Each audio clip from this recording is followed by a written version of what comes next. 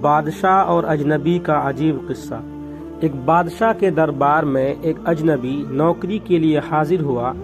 اس سے قابلیت پوچھی گئی تو کہا سیاسی ہوں۔ بادشاہ کے پاس سیاست دانوں کی بھرمار تھی۔ اسے خاص گھوڑوں کے استبل کا انچارج بنا دیا۔ کچھ دن بعد بادشاہ نے اس سے اپنے خاص سب سے مہنگے گھوڑے کے بارے میں پوچھا تو اس نے کہا یہ گھوڑا نسلی نہیں ہے۔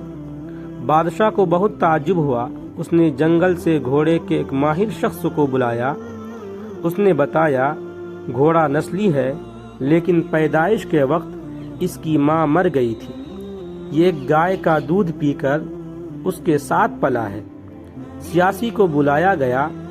پوچھا تم کو کیسے پتا چلا؟ کہا جب یہ گھاس کھاتا ہے تو گایوں کی طرح سر نیچے کر کے کھاتا ہے، جبکہ نسلی گھوڑا گھاس منہ میں لے کر سر اٹھا لیتا ہے۔ بادشاہ اس کی سمجھداری سے بہت متاثر ہوا۔ سیاسی کے گھر اناج، گھی، بھنے ہوئے دمبے اور پرندوں کا بہترین گوشت بطور انعام بھجوایا۔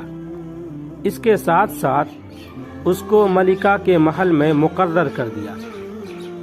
کچھ دنوں بعد بادشاہ نے سیاسی سے بیگم صاحبہ کے بارے میں رائے مانگی۔ سیاسی نے کہا عادت و اخلاق تو ملکہ جیسی ہے لیکن شہزادی نہیں ہے۔ بادشاہ کے پیروں تلے سے زمین نکل گئی۔ ساس کو بلاوا بھیجا، اسے یہ تمام باتیں بتائیں۔ ساس نے کہا حقیقت یہ ہے تمہارے باپ نے ہمارے خاوند سے ہماری بیٹی کی پیدائش پر ہی رشتہ مانگ لیا تھا، لیکن ہماری بیٹی 6 ماہ میں ہی فوت ہو گئی تھی۔ چنانچہ ہم نے بادشاہت سے قریبی تعلقات قائم رکھنے کے لیے کسی کی بچی کو اپنی بیٹی بنا لیا۔ بادشاہ نے سیاسی سے پوچھا تم کو کیسے معلوم ہوا؟ سیاسی نے کہا اس کا خادموں کے ساتھ برتاؤ جاہلوں سے بدتر ہے۔ بادشاہ اس کی اس سمجھداری سے اور بھی متاثر ہوا اور بہت سا اناج، بھیڑ، بکریاں بطور انعام دی اور اپنے دربار میں مقرر کر دیا۔ کچھ دن اور گزرا۔ سیاسی کو بلایا اور بادشاہ نے اپنے بارے میں پوچھا۔ سیاسی نے کہا اگر میری جان بخش دی جائے تو بتاؤں۔ بادشاہ نے اس سے وعدہ کیا۔ سیاسی نے کہا نہ تو تم بادشاہ زادے ہو اور نہ تو تمہارا چلن بادشاہوں جیسا ہے۔ بادشاہ کو تاؤ آ گیا مگر جان کی امان دے چکا تھا۔ سیدھا ماں کے محل پہنچا۔ ماں نے کہا یہ سچ ہے تم ایک چرواہے کے بیٹے ہو، ہماری اولاد نہیں تھی تو تمہیں گود لے کر پالا۔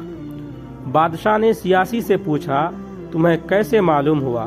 اس نے کہا بادشاہ جب کسی کو انعام و اکرام دیا کرتے ہیں تو ہیرے، موتی، جواہرات کی شکل میں دیتے ہیں، لیکن آپ بھیڑ، بکری یا کھانے پینے کی چیزیں عنایت کرتے ہیں۔ یہ طریقہ کسی بادشاہ زادے کا نہیں بلکہ کسی چرواہے کے بیٹے کا ہی ہو سکتا ہے۔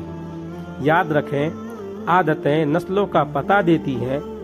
عادات، اخلاق اور طرز عمل خون اور نسل دونوں کی پہچان کروا دیتے ہیں۔